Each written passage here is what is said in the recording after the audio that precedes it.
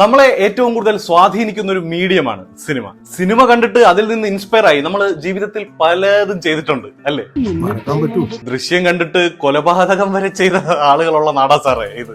ഗാന്ധിയെ കൊന്നതിന് രണ്ട് പക്ഷമുള്ള നാടാ സാറേ ഇത്. അപ്പൊ അങ്ങനെ നമ്മളെ ചില കാര്യങ്ങൾ ചെയ്യാൻ പ്രേരിപ്പിച്ച ചില സിനിമകളുണ്ട്. നല്ല കാര്യങ്ങൾ ചെയ്യാനായാലും മോശം കാര്യങ്ങൾ ചെയ്യാനായാലും ഒരു പ്രേരണ നമ്മളിൽ ഉണ്ടാക്കുന്ന സിനിമകൾ. അത്തരത്തിൽ നമ്മളെ പ്രേരിപ്പിച്ച സിനിമകൾ ഏതൊക്കെയാണെന്നാണ് നമ്മൾ ഇന്നത്തെ വീഡിയോയിലൂടെ നോക്കാൻ പോകുന്നത്. പ്രേമിപ്പിച്ചല്ല, പ്രേരിപ്പിച്ച.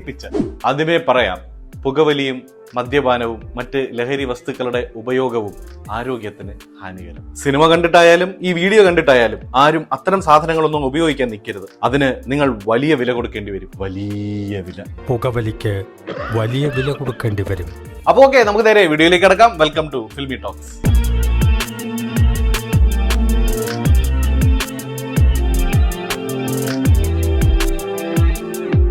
വർഷം 2012. അന്നത്തെ കോളേജുകൾ മുഴുവൻ ട്രെൻഡായിരുന്ന ഒരു നടനുണ്ടായിരുന്നു, ആസിഫ് അലി. ബാച്ചിലർ പാർട്ടിയൊക്കെ ഇറങ്ങിയ സമയത്ത് പുള്ളിക്കാരൻ ഉണ്ടാക്കിയ ഒരു ഓളമുണ്ട്. പുറകിൽ കെട്ടിവെച്ച മുടിയും സ്പെക്സും ഒക്കെ അന്ന് ജഗജാടി ട്രെൻഡ് ആയിരുന്നു. ആ ഒരു ട്രെൻഡ് വിട്ടുപോകുന്നതിന് മുന്നേ തന്നെ ആസിഫ് അലി നായകനായ മറ്റൊരു പടവും ആ ടൈമിൽ തിയേറ്ററുകൾ ഇളക്കി മറിച്ചു. അതെ, അത് തന്നെ ഹണീബി. 2013 സംവിധായകൻ ലാലിന്റെ മകൻ ജീൻ പോൾ ലാൽ എഴുതി സംവിധാനം ചെയ്ത് റിലീസായ സിനിമയാണ് ഹണീബി. സിനിമയുടെ പേര് തന്നെയാണ് ഹൈലൈറ്റ്. അതിന് തേനീച്ച എന്നല്ല അർത്ഥമെന്ന് എല്ലാവർക്കും അറിയാമല്ലോ. അതെ, ഒരു മദ്യക്കുപ്പിയുടെ പേരും ഒപ്പം ഇറ്റ്സ് ട്രിപ്പിംഗ് എന്ന ടാഗ് ലൈനും. അന്ന് ഈ സിനിമയ്ക്കെതിരെ ഒരുപാട് വിമർശനങ്ങളൊക്കെ വന്ന് എയറിലായിരുന്നു. പക്ഷെ പടം റിലീസായി കഴിഞ്ഞപ്പോൾ അതെല്ലാം കാറ്റിൽ പറന്നുപോയി. ഒരു പക്ക റൊമാൻറ്റിക് കോമഡി എന്റർടൈനർ ആയിട്ടാണ് ജീൻ പടം മൊത്തം എടുത്ത് വെച്ചേക്കുന്നത്. ആസിഫ് അലി, ഭാവന, ബാലു വർഗീസ്, ശ്രീനാഥ് ഭാസി, ബാബുരാജ്, ലാല്, അങ്ങനെ മലയാളത്തിലെ ഒട്ടുമിക്ക കിടിലൻ ആർട്ടിസ്റ്റുകളുടെയും കിടിലൻ പെർഫോമൻസ് ആയിരുന്നു പടത്തിൽ കാണാൻ സാധിച്ചത്. അതിൽ തന്നെ ബാബുരാജിന്റെ പെർഫോമൻസ് എടുത്തു പറയേണ്ട ഒന്നാണ്. അത്രയും നാൾ പക്ക സീരിയസ് റോൾ ചെയ്ത മനുഷ്യൻ ആ പടത്തിൽ ഫുൾ അന്യായ സ്കോറിംഗ്. ഒബ്വിയസ്ലി സാൾട്ട് പേപ്പർ വന്നിട്ടാണ് ഇത് വരുന്നത്. സ്റ്റിൽ ഇതിൽ ബാബുരാജിന്റെ വിളയാട്ടം തന്നെയായിരുന്നു. കഥ കുറെ മുന്നോട്ട് പോയല്ലോ. സോറി, ഞാൻ വിഷയത്തിൽ നിന്നും കുറച്ച് തെന്നി മാറി. സിനിമ റൊമാൻറ്റിക് കോമഡി ഒക്കെ ആണെങ്കിലും സിനിമയുടെ പേര് സൂചിപ്പിക്കും പോലെ തന്നെ ഹണീബി എന്ന മദ്യത്തെ ഹൈലൈറ്റ് ചെയ്യുന്നതായിരുന്നു സിനിമയിലെ ഒട്ടുമിക്ക സീനുകളും. എന്തിനേറെ പറയുന്നു, സിനിമയിലെ ഒരു സീനിൽ ഒരുപാട് ഹണീബി കുപ്പികൾ ഇങ്ങനെ നിരത്തി വെച്ച് ശ്രീനാഥ് ഭാസിയും ബാബുരാജും ഒക്കെ കൊതിവിടുന്നത് കാണാം.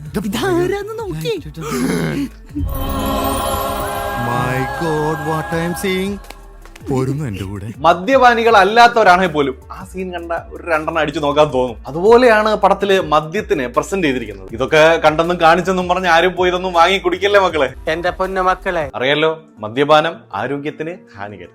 ആദ്യം ഈ പടം കണ്ട് ഇഷ്ടപ്പെട്ടിട്ട് രണ്ടാമത് കാണാൻ വേണ്ടി ഹണീബി അടിച്ചിട്ട് സിനിമയ്ക്ക് കയറിയ ആൾക്കാർ വരെ ഉണ്ടായിരുന്നു. അതാണ് സിനിമ അന്ന് ഉണ്ടാക്കിയ സ്വാധീനം. വർഷം 2017. മായനദിയുടെ ട്രെൻഡ് ഇങ്ങനെ കേരളത്തിലാകെ അലയടിക്കുന്ന ഒരു സമയം. അന്ന് ടൊവിനോ എന്ന നടനുണ്ടായിരുന്ന ഒരു ക്രൈസ് ഉണ്ട്. ആൺപെൺ വ്യത്യാസമില്ലാതെ എല്ലാവരും അത്രമേൽ നെഞ്ചിലേറ്റിയ ഒരു കഥാപാത്രമായിരുന്നു മായനദിയിലെ ടൊവിനോയുടെ മാത്തൻ. അന്ന് ഈ പടം ഇറങ്ങിയ ശേഷം തൊപ്പിക്കൊക്കെ ഭയങ്കര ഡിമാൻഡ് ആയിരുന്നു. അങ്ങനെ ആ തൊപ്പി അനുകരണം കേരളത്തിൽ എല്ലാവരും ഏറ്റെടുത്തപ്പോഴാണ് ടൊവിനോ അടുത്ത വെറൈറ്റി പ്രേരിപ്പിക്കുന്ന ഐറ്റവുമായി എത്തിയത്. പക്ഷെ ഇത്തവണ അത് അത്ര നല്ലൊരു പ്രേരണയായിരുന്നില്ല. കുറച്ചുപേർക്ക് മനസ്സിലായി കാണുമല്ലോ, തീവണ്ടി. 2018 വിനി വിശ്വലാലിന്റെ രചനയിൽ ഫെലിനി ടി പി സംവിധാനം ചെയ്ത സിനിമയാണ് തീവണ്ടി. പേര് സൂചിപ്പിക്കും പോലെ തന്നെ ഫുൾ പുകമയമാണ് പടം. ബിനീഷ് എന്ന ചെറുപ്പക്കാരന്റെ ജീവിതത്തിൽ പുകവലി കൊണ്ടുണ്ടാവുന്ന പ്രശ്നങ്ങളും കാര്യങ്ങളും ഒക്കെയാണ് പടത്തിൽ പ്രധാനമായും ചർച്ച ചെയ്യുന്നത്. ഒരു ചെയിൻ സ്മോക്കർ ആയിട്ടാണ് ടൊവിനോ ഈ സിനിമയിൽ അഭിനയിച്ചിരിക്കുന്നത്. പടത്തിൽ പുള്ളിക്കാരൻ അഭിനയിച്ച 80% സീനുകളിലും പുള്ളി സിഗരറ്റ് വലിച്ച് ഇങ്ങനെ വിടുന്നുണ്ട്. ഇതൊക്കെ കണ്ടുകൊണ്ടിരിക്കുന്ന നമുക്കായാലും ഒന്നൊരു സിഗരറ്റ് വാങ്ങി വലിച്ചു നോക്കാൻ തോന്നും. സത്യമാണത്. തെറ്റ് ചെയ്യാത്തവരായി ആരുമില്ല ഗോപു എന്നാണല്ലോ. പക്ഷെ നിങ്ങൾ തെറ്റ് ചെയ്യരുത്, അറിയാലോ. ശ്വാസകോശം സ്പോഞ്ച് പോലെയാണ്. പടം കണ്ട് ഇന്റർവെൽ ആയപ്പോ ടെംപ്ടേഷൻ സഹിക്കാൻ വയ്യാതെ പുറത്തേക്ക് ഇറങ്ങി പുക വലിക്കുന്നവര് തീവണ്ടി സിനിമയുടെ ഇന്റർവെൽ സമയത്തെ തിയേറ്ററുകളിൽ ഒരു സ്ഥിരം കാഴ്ചയായിരുന്നു. അത്രയ്ക്കും റൊമാന്റിസൈസ് ചെയ്താണ് സിനിമയിൽ പുകവലിയെ കാണിച്ചിരിക്കുന്നത്. പിന്നെ നമ്മുടെ കമൽ സാർ പറഞ്ഞ പോലെ നായകൻ സിനിമയുടെ അവസാനം നന്നാവണമെങ്കിൽ ആദ്യം അവൻ എന്തൊക്കെയായിരുന്നെന്ന് കാണിച്ചേ മതിയാവും. അതുകൊണ്ട് അത്തരം രംഗങ്ങളൊന്നും നമുക്ക് ഒഴിവാക്കാനും കഴിയില്ല. കാരണം ഇതൊക്കെ കണ്ടാലേ അവസാനം പുള്ളി ഇതിൽ നിന്നൊക്കെ മാറുമ്പോൾ ഒരു ഇമ്പാക്ട് ഉണ്ടാവും കാണുന്ന പ്രേക്ഷകന്. പിന്നെ ഇത് സിനിമ കാണുന്ന ആളുകളുടെ മൈൻഡ് പോലെ ഇരിക്കും കാര്യങ്ങൾ. സിനിമ കണ്ട എല്ലാവരും പോയി പുക വലിച്ചൊന്നും ഇല്ലല്ലോ. ആത്മഹത്യ ചെയ്യാൻ വേണ്ടി പൊക്കത്ത് നിൽക്കുന്നവന് പുറകിൽ നിന്നൊരുന്ത്. അതുപോലെയായിരുന്നു പുകവലി നിർത്തിവെച്ചിരുന്നവർക്കും തുടങ്ങാൻ ആഗ്രഹിച്ചിരുന്നവർക്കും തീവണ്ടി എന്ന സിനിമയുടെ ക്ലൈമാക്സില് നായകൻ ഇക്കണ്ട സിഗരറ്റൊക്കെ വലിച്ചു കൂട്ടിയിട്ട് അവസാനം നന്നാവുന്നുണ്ടെങ്കിലും സിനിമ കണ്ട ആരെങ്കിലും അങ്ങനെ നന്നായിട്ടുണ്ടോ എന്ന് സംശയമാണ്. ചിലപ്പോൾ നന്നായിട്ടുണ്ടായിരിക്കും, എങ്കിൽ അത് നല്ല പ്രേരണ. നമ്മുടെ ലാലേട്ടൻ കള്ളുകുടിയനായി അഭിനയിക്കുന്ന സിനിമകളൊക്കെ കാണാൻ ഒരു പ്രത്യേക രസം തന്നെയാണല്ലേ. പുള്ളിയുടെ അഭിനയത്തിലെ ആ ഒരു ഈസിനെസ് നമുക്ക് അത്തരം റോളുകളിൽ കാണാം. ഹലോയിലെ ശിവരാമനും, നമ്പർ 20 മദ്രാസ് മെയിലിലെ ടോണി കുരിശിങ്കലും, അയാൾ കഥ എഴുതുകയാണ് പടത്തിലെ സാഗർ കോട്ടപ്പുറവുമൊക്കെ നമുക്ക് മറക്കാൻ പറ്റും. അങ്ങനെ മറക്കാൻ പറ്റാത്ത ലാലേട്ടന്റെ ഒരു കുടിയൻ കഥാപാത്രം കൂടിയുണ്ട്. മുഴുനീള കുടിയനായി അഭിനയിച്ച പടവും ഉണ്ട്, അത് തന്നെ സ്പിരിറ്റ്. രഞ്ജിത്ത് രചനയും സംവിധാനവും നിർവഹിച്ച് 2012 പുറത്തിറങ്ങിയ സിനിമയാണ് സ്പിരിറ്റ്. മോഹൻലാൽ, കനിഹ, ശങ്കർ രാമകൃഷ്ണൻ, സിദ്ധാർത്ഥ് ഭരതൻ എന്നിവരാണ് സിനിമയിൽ പ്രധാന വേഷങ്ങളിൽ അഭിനയിച്ചിരിക്കുന്നത്. ബാങ്ക് ഓഫ് ഇംഗ്ലണ്ടിന്റെ ഒരു മുൻ ബാങ്കിംഗ് എക്സിക്യൂട്ടീവ് ആയിരുന്നു രഘുനന്ദൻ. ജോലിയുടെ സമ്മർദ്ദവും പുള്ളിക്കാരന്റെ മടിയൻ സ്വഭാവവും കാരണം പുള്ളി ആ പണിയൊക്കെ വിട്ടിട്ട് ഒരു TV വാർത്താ ചാനലിൽ ഷോ ദി സ്പിരിറ്റ് എന്ന പ്രശസ്തമായ ഷോയിൽ അഭിമുഖം നടത്തുന്നയാളായി പ്രവർത്തിക്കുന്നു. രഘുനന്ദൻ ആളൊരു ലോണറാണ്, അതുകൊണ്ട് തന്നെ ഒരു തുണയായി കൂടെയുള്ളത് മദ്യപാനവുമാണ്. ലാലേട്ടൻ ഈ പടത്തിൽ മദ്യപിക്കുന്നത് കണ്ടാൽ നമുക്കായാലും രണ്ടെണ്ണം അടിക്കാൻ തോന്നും. കാരണം അമ്മാതിരി ലെവലിലാണ് പുള്ളിക്കാരൻ രഘുനന്ദൻ എന്ന ഈ കഥാപാത്രം ചെയ്തു വെച്ചിരിക്കുന്നത്. പക്ഷേ മദ്യപാനത്തിന്റെ ദൂഷ്യവശങ്ങൾ സിനിമയുടെ രണ്ടാം പകുതിയിൽ കാണിച്ച് ഏതൊരു മദ്യപാനിയുടെയും ഉള്ളൊന്ന് ഉലയ്ക്കുന്നുണ്ട് പടം. ഫസ്റ്റ് ഹാഫ് കണ്ട് മദ്യപിക്കാൻ തോന്നിയവരൊക്കെ സെക്കൻഡ് ഹാഫ് കണ്ടിറങ്ങിയപ്പോഴേക്കും മദ്യമിനി വേണ്ട എന്ന തീരുമാനമെടുത്തു. ഒത്തിരി പേരുടെ മദ്യപാനം നിർത്താൻ പ്രേരിപ്പിച്ച ഒരു സിനിമ കൂടിയായിരുന്നു സ്പിരിറ്റ്. അതുകൊണ്ട് തന്നെ കേരള സർക്കാർ സിനിമയ്ക്ക് ടാക്സ് ഇളവ് നൽകുകയും കുറഞ്ഞ ടിക്കറ്റ് റേറ്റിന് ആളുകൾ പടം കാണുകയും ചെയ്തിരുന്നു. പിന്നെ നമ്മൾ മുന്നേ പറഞ്ഞ പോലെ ഒരു സിനിമയിൽ നിന്ന് നമ്മൾ എന്തെടുക്കണം എന്തെടുക്കണ്ട എന്ന് തീരുമാനിക്കുന്നത് നമ്മൾ തന്നെയാണ്. മദ്യപിക്കണം എന്ന് തോന്നിയവർ അതും, മദ്യപാനം നിർത്തണമെന്ന് തോന്നിയവർ അതും സ്വീകരിച്ചു. രണ്ട് രീതിയിലും പ്രേക്ഷകനെ സ്വാധീനിച്ച അല്ലെങ്കിൽ പ്രേരിപ്പിച്ച ഒരു സിനിമയായിരുന്നു സ്പിരിറ്റ്. പിന്നെ ഒരു കാര്യം, നേരത്തെ പറഞ്ഞ പോലെ മദ്യപാനം ആരോഗ്യത്തിന് ഹാനികരം. നമ്മളെല്ലാവരും ദീർഘദൂര യാത്രകൾ പോകാൻ ആഗ്രഹിക്കുന്നവരായിരിക്കും അല്ലേ. ചിലർക്ക് കൂട്ടുകാരോടൊപ്പം, ചിലർക്ക് കുടുംബത്തോടൊപ്പം, മറ്റു ചിലർക്ക് ഒറ്റയ്ക്ക്. എന്നാൽ നമ്മുടെ സാഹചര്യങ്ങൾ കൊണ്ടും മറ്റെന്തെങ്കിലുമൊക്കെ കാരണങ്ങൾ കൊണ്ടും ചിലപ്പോൾ അതൊന്നും നടക്കാറില്ല. അങ്ങനത്തെ അവസ്ഥയിൽ ഇരിക്കുമ്പോൾ ട്രിപ്പ് മോഡലുള്ള ഒരു പടം കൂടി കണ്ട എങ്ങനെ ഇരിക്കും? അതും ഒരു ബുള്ളറ്റും എടുത്ത് കേരളത്തിൽ നിന്ന് നാഗാലാൻഡ് വരെ പോകുന്ന പടം. അതന്നെ നീലാകാശം, പച്ചക്കടൽ, ചുവന്ന ഭൂമി അഥവാ NPCB. മലയാളത്തിൽ അങ്ങനെ അധികം വന്നിട്ടില്ലാത്തൊരു ജോണറാണ് റോഡ് മൂവികൾ. അങ്ങനെ ഇരിക്കെ 2013 ദുൽഖർ സൽമാനെയും സണ്ണി വെയിനെയും കേന്ദ്ര കഥാപാത്രങ്ങളാക്കി സമീർ താഹിർ സംവിധാനം ചെയ്ത സിനിമയാണ് NPCB. തന്റെ കാമുകിയായ അസിയെ അന്വേഷിച്ച് നാഗാലാൻഡിലേക്ക് കൂട്ടുകാരൻ സുനിയുമായി ട്രിപ്പ് പോകുന്ന കാസി. പോകുന്ന വഴികളിൽ ഉണ്ടാവുന്ന പ്രശ്നങ്ങൾ, പുതിയ ആൾക്കാർ, പലതരം അനുഭവങ്ങൾ, വ്യത്യസ്തമായ കാഴ്ചകൾ, അങ്ങനെയെല്ലാം നമുക്ക് ഈ സിനിമയിൽ കാണാം. പടം കണ്ടോണ്ടിരിക്കുമ്പോൾ നമ്മൾ അവർക്കൊപ്പം ട്രാവൽ ചെയ്യുന്ന ഒരു ഫീലാണ്. അമ്മാതിരി കിളിനായാണ് സമീർ താഹിർ ഈ പടം എടുത്തു വെച്ചേക്കുന്നത്. നമുക്കായാലും നമ്മുടെ ചങ്കരിയും കൂട്ടി ഒരു ലോങ് ബൈക്ക് ട്രിപ്പ് പോകാൻ തോന്നും ഈ പടം കണ്ടു കഴിയുമ്പോൾ. അതാണ് ഈ സിനിമയുടെ ഒരു മാജിക്. മലയാളത്തിൽ വന്ന ഏറ്റവും മികച്ച റോഡ് മൂവീസിലൊന്നെന്ന് നിസ്സംശയം പറയാം NPCB. അതിന് ട്രിപ്പ് പോകുന്നതൊക്കെ കൊള്ളാം, ഹെൽമെറ്റ് ഒക്കെ ഇട്ട് സേഫ് ആയിട്ട് വേണം പോകാൻ കേട്ടോ. Please wear helmet whenever you get on bike. അല്ലെങ്കിൽ ഇത് നാട്ടുകാരൊക്കെ ഈ ഡയലോഗ് അടിക്കും. എന്തിനാ ബാച്ചുവേട്ട അവന്റെ ബൈക്ക് വാങ്ങിച്ചു കൊടുത്ത്?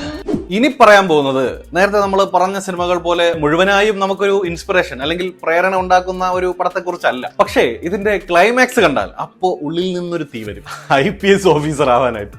പടം മനസ്സിലായല്ലോ, വിക്രമാദിത്യൻ. ഇക്ബാൽ കുറ്റിപ്പുറത്തിന്റെ രചനയിൽ ലാൽ ജോസ് സംവിധാനം ചെയ്ത 2014 പുറത്തിറങ്ങിയ സിനിമയാണ് വിക്രമാദിത്യൻ. പേര് സൂചിപ്പിക്കും പോലെ തന്നെ വിക്രമന്റെയും ആദിത്യന്റെയും ജീവിതകഥയാണ് പടം. ഉണ്ണി മുകുന്ദനും ദുൽഖർ സൽമാനുമാണ് വിക്രമനും ആദിത്യനുമായി വന്ന് തകർത്ത് അഭിനയിച്ചത്. പോലീസ് ഓഫീസർ വാസുദേവ് ഷെനായുടെ മകൻ വിക്രമൻ ഒരു പോലീസ് ഓഫീസർ ആവാൻ ആഗ്രഹിക്കുന്നതും അതിനൊപ്പം ഒരു കള്ളന്റെ മകനായ ആദിത്യനും അതേ ആഗ്രഹത്തിന് വേണ്ടി പ്രയത്നിക്കുന്നതും അതിനുവേണ്ടി ഒരുപാട് പരിശ്രമിക്കുന്നതുമൊക്കെയാണ് സിനിമയുടെ കഥ. പക്ഷേ ഇതിന്റെ ക്ലൈമാക്സ് മൊത്തത്തിൽ കിളി പറത്തിയതായിരുന്നു. ഉണ്ണി മുകുന്ദൻ ചെയ്ത വിക്രമൻ പോലീസ് ആവുന്ന അന്നേ ദിവസം നാട് വിട്ടുപോയ നമ്മുടെ ആദിത്യൻ IAS ഓഫീസറായി ഇതാ വരുന്നു നമ്മുടെ ദുൽഖർ സൽമാൻ. IAS ഓഫീസർ ആവാൻ നിവിൻ പോളി സഹായിക്കുന്നതും അതിനുവേണ്ടി ദുൽഖർ എടുക്കുന്ന എഫോർട്ടും അവസാനമുള്ള ആ ഒരു ഇൻസ്പിറേഷണൽ ഡയലോഗും ഒക്കെ കേട്ടാൽ ആർക്കാണ് എന്തെങ്കിലുമൊക്കെ ആവണമെന്ന ആഗ്രഹം തോന്നാതിരിക്കുക? സിനിമയിലെ ചിലർക്ക് ഈ സംഭവമൊക്കെ കുറച്ച് ക്രിഞ്ചായിട്ട് തോന്നിയിട്ടുണ്ടെങ്കിലും ഇത് കണ്ട് ഇൻസ്പയർ ആയിട്ടുള്ള ഒത്തിരി പേരുണ്ട്. അത് തന്നെയാണ് ഈ സിനിമയുടെ വിജയവും. ഇപ്പോഴും ഇടയ്ക്കൊന്ന് ഡൗൺ ആവുമ്പോൾ ഈ ക്ലൈമാക്സ് ഇട്ട് കണ്ടാൽ പെട്ടെന്ന് ഉള്ളിലോട്ടൊരു കനലങ്ങ് കയറും ചിലർക്ക്. ചില കാര്യങ്ങൾ അങ്ങനെയാണ്. ചെറിയ ലക്ഷ്യങ്ങളിൽ തട്ടി വീണാലും വലിയ ലക്ഷ്യങ്ങൾ നമ്മളെ കാത്തിരിക്കുന്നുണ്ടാവും. വീണ്ടും ഓടുന്നവർക്ക് മാത്രം. മലയാള സിനിമയിൽ അധികം വന്നിട്ടില്ലാത്ത ടൈപ്പ് പടങ്ങളാണ് അല്ലെങ്കിൽ ഒരു ജോണറാണ് സ്റ്റോണർ മൂവീസ്. അങ്ങനെ ഇരിക്കെ മലയാളികൾക്കിടയിൽ വന്നൊരു സ്റ്റോണർ പടമുണ്ട്. കിളി പോയി. അതെനിക്ക് തന്നെ കണ്ടപ്പോഴേ മനസ്സിലായി. 2013 ആസിഫ് അലിയെയും അജു വർഗീസിനെയും കേന്ദ്ര കഥാപാത്രങ്ങളാക്കി വിനയ് ഗോവിന്ദ് സംവിധാനം ചെയ്ത സിനിമയാണ് കിളിപോയി. അന്ന് ആ ഒരു പേര് ഒരു പുതുമ തന്നെ ആയിരുന്നു. പടത്തിന് ഈ പേരിട്ടപ്പോൾ വല്ല പ്രകൃതി പടമായിരിക്കുമെന്നാണ് ആദ്യം കരുതിയത്. പിന്നെയല്ലേ മനസ്സിലായത് ഇത് അതുക്കും മേലെയാണ്. എന്തായാലും പ്രകൃതി തന്നെയാണല്ലോ ഇതും. പടം മൊത്തത്തില് ഈ ലഹരിയുടെയും ഈ കഞ്ചാവ് പരിപാടികളൊന്നും അല്ല അങ്ങനെ കാണിക്കുന്നത്. ഒരു റോഡ് മൂവിയാണെന്നും വേണമെങ്കിൽ നമുക്ക് പറയാം കിളിപോയി. ചാക്കോയും ഹരിയും, അതായത് ആസിഫ് അലിയും അജു വർഗീസും അഭിനയിച്ച കഥാപാത്രങ്ങൾ ജോലി മടുത്തിട്ട് ഗോവയിലേക്ക് ട്രിപ്പ് പോകുന്നു. ഓർക്കുക, ഇതൊരു ഒമർ ലുലു പടമല്ല. അതിനിടയിൽ അവർക്കൊരു ബാഗ് കിട്ടുന്നതും പിന്നെ അതിനെ ചുറ്റിപ്പറ്റിയും ഒക്കെയാണ് പടം മുന്നോട്ട് പോകുന്നത്.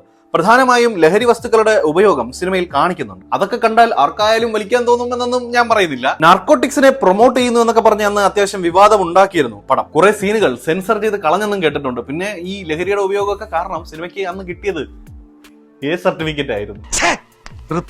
പടത്തിലെ ആ കിളിപോയി പാട്ടൊക്കെ അന്ന് ഒരുപാട് പേരുടെ റിംഗ് ടോൺ ആയിരുന്നു. പിന്നെ നമ്മൾ നേരത്തെ പറഞ്ഞ പോലെ സിനിമ കണ്ടാൽ 2 പഫൊക്കെ എടുക്കാൻ തോന്നുമെങ്കിലും മാതിരി പരിപാടിക്കൊന്നും നിൽക്കരുത്. അകത്ത് പോയി ചപ്പാത്തിയും തിന്ന് അഴി എണ്ണി കിടക്കേണ്ടി വരും. എന്നെ അറിയാവുന്നവരോട് ഞാൻ പണ്ടേ പറഞ്ഞിട്ടുണ്ട്, അറിയാലോ. Narcotics is a dirty business. അപ്പോ ഇതൊക്കെയാണ് മലയാളത്തിൽ ഇറങ്ങിയ നമ്മളെ പ്രേരിപ്പിച്ച അല്ലെങ്കിൽ നമ്മളെ സ്വാധീനിച്ച ചില സിനിമകൾ. ഇനിയും ഇത്തരം സിനിമകൾ നിങ്ങളുടെ അറിവിലുണ്ടെങ്കിൽ അവ താഴെ കമന്റ് ചെയ്യുക. സിനിമകൾ കണ്ടിട്ട് നിങ്ങൾ ചെയ്തു കൂട്ടിയ എന്തെങ്കിലും കാര്യങ്ങളുണ്ടെങ്കിൽ അതും താഴെ കമന്റിൽ പറയുക. അപ്പോൾ മറ്റൊരു ഇൻട്രസ്റ്റിംഗ് വീഡിയോയുമായി വീണ്ടും വരാം. Okay, by.